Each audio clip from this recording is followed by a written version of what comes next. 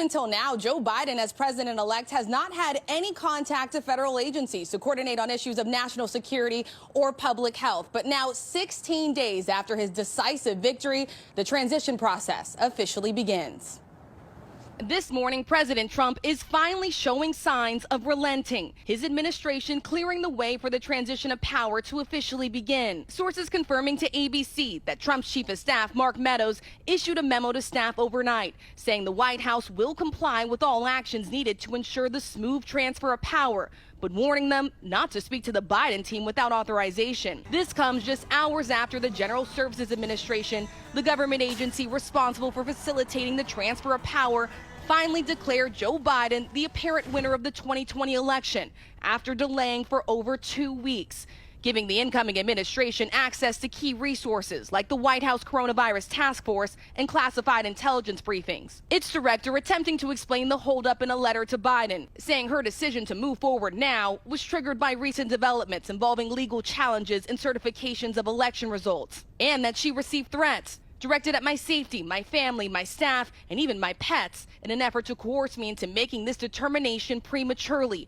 but was never pressured by any executive branch official. But the president implying he gave his approval, tweeting, "It's in the best interest of our country," while still refusing to concede, adding, "Our case strongly continues and we will never concede to fake ballots." But in reality, Trump has presented zero evidence of widespread voter fraud, and his campaign and allies have lost at least 30 cases in court, as key states are certifying the president-elect's victory, like Michigan, where Biden won by more than 150,000 votes. A small but growing number of Republicans are publicly acknowledging the race is over.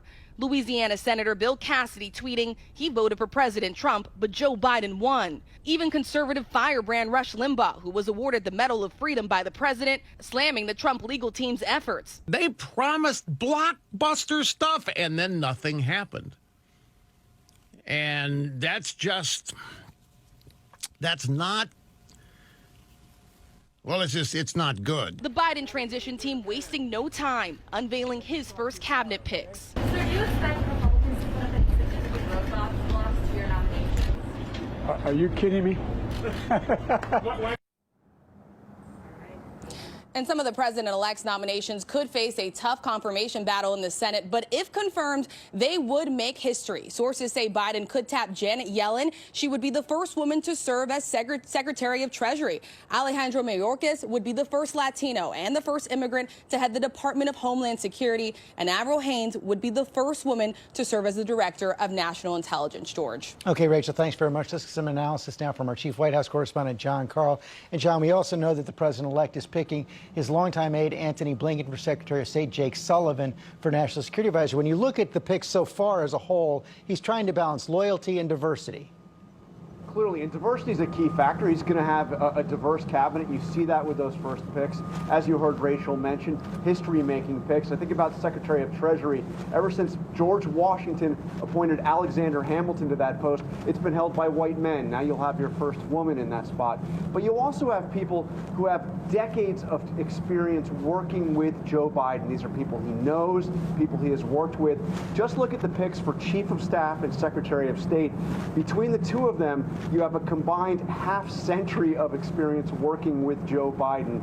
He values loyalty, and George, that I think suggests another big change with the Trump administration. I wouldn't expect much turnover in a Biden administration. When he likes people, he's loyal to them, and they are loyal to him. And what about Donald Trump right now? He's still saying he won't concede, but acknowledging the transition is going to go forward. We haven't seen much of him in recent days. What do we expect going forward?